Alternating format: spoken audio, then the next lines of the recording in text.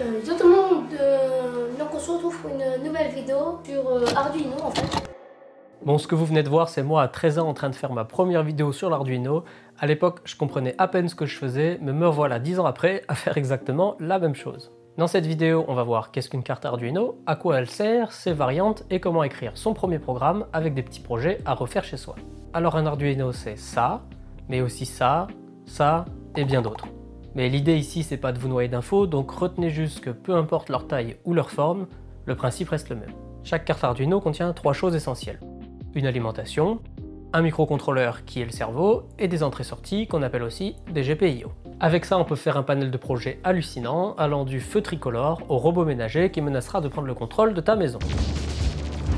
Parmi les entrées-sorties, il y a 2 types, les digitales et les analogiques.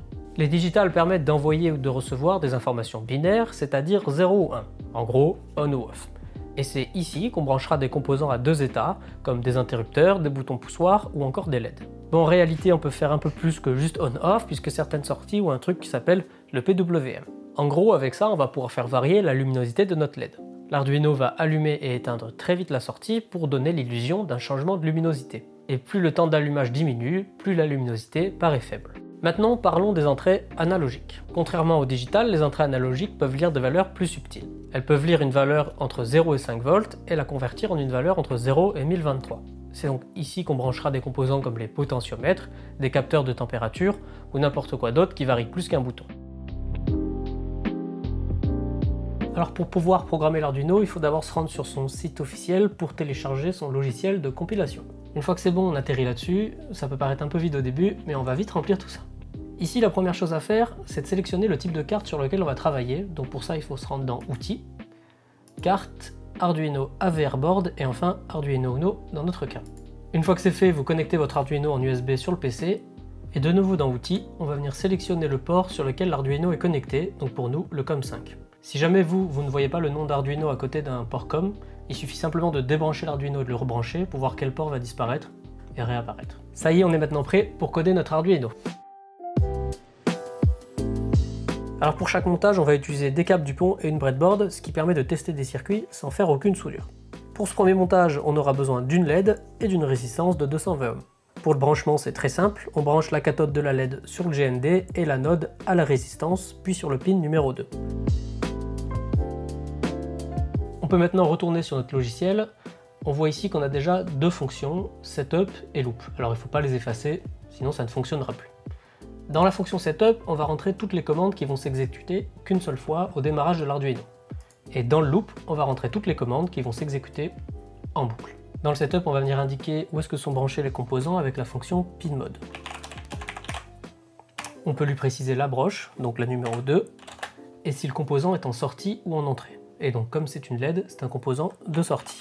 Pour ça, on écrit output. Et on n'oublie pas le petit point virgule à la fin.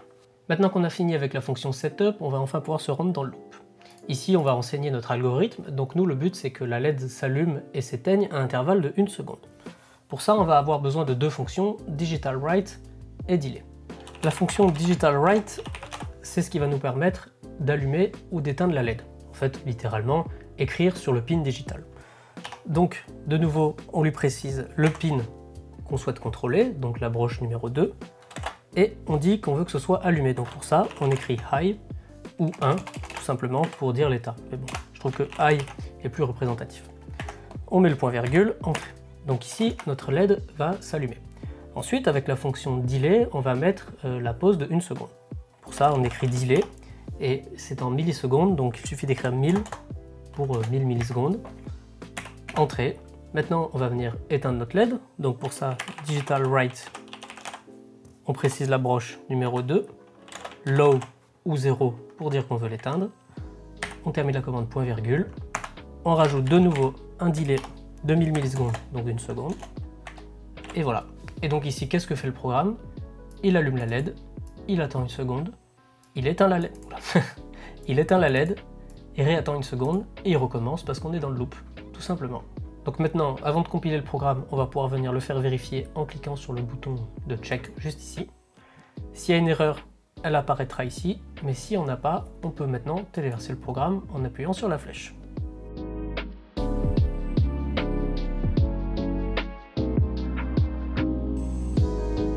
Pour ce deuxième montage, on va avoir besoin d'une LED rouge, orange et verte et de 3 résistances de 220 ohms. On branche toutes les cathodes au GND et chaque anode sur une résistance, puis aux branches 2, 3 et 4. Pour ce deuxième projet, on va tout simplement utiliser la fonction define qui va nous permettre de ne pas avoir à retenir où est-ce que sont branchées les LED sur l'Arduino puisqu'on va lui indiquer en début de programme. Pour ça, on utilise #define, par exemple rouge 4, ce qui fait qu'à chaque fois que je vais écrire rouge dans mon programme, c'est comme si on écrivait directement 4. On va faire pareil pour les autres LED. Et donc, vous l'aurez compris, on met le chiffre qui correspond au pin où est-ce qu'est branchée la LED. Ensuite, dans le setup, donc comme pour le projet précédemment, on vient utiliser la fonction pin mode, sauf que là, au lieu d'indiquer le pin avec un chiffre, on vient directement écrire la couleur de notre LED puisqu'on l'a précisé dans le define juste avant. Pareil donc output.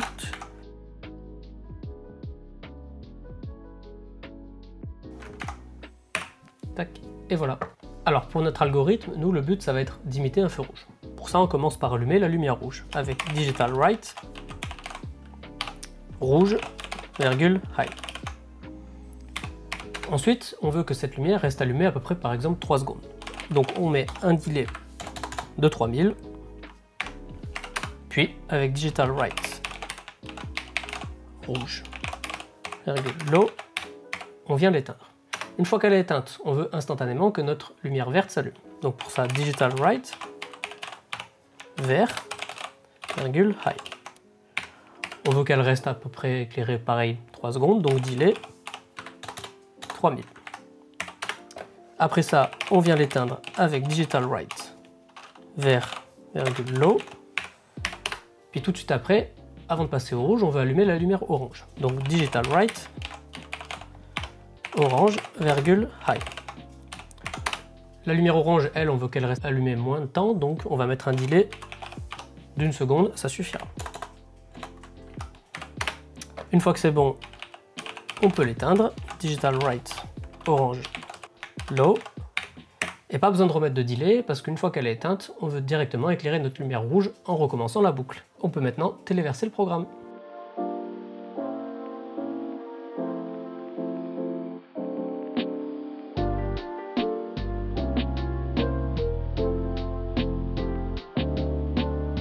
Alors ici on aura besoin simplement d'un potentiomètre qu'on va venir brancher au 5 volts et au GND et à une pin analogique à 0. Allez, c'est parti pour ce dernier projet, on va voir comment récupérer une information depuis une entrée analogique pour pouvoir la lire sur le moniteur série qui est juste ici. Comme d'habitude on commence par le void setup, sauf que cette fois on va avoir besoin d'une commande en plus qui est serial.begin. Elle va nous permettre de simplement commencer la liaison série entre l'ordinateur et l'Arduino. On lui indique une vitesse de 9600 qui correspond à 9600 bits par seconde. Après ça, comme d'habitude, le pin mode, sauf que cette fois, vu qu'on utilise une entrée analogique, on précise A0. Et comme c'est un composant en entrée, c'est-à-dire que c'est lui qui envoie des informations, on écrit input. Alors pour notre algorithme, on va commencer par créer une variable qui va lire la valeur qui rentre dans l'entrée analogique.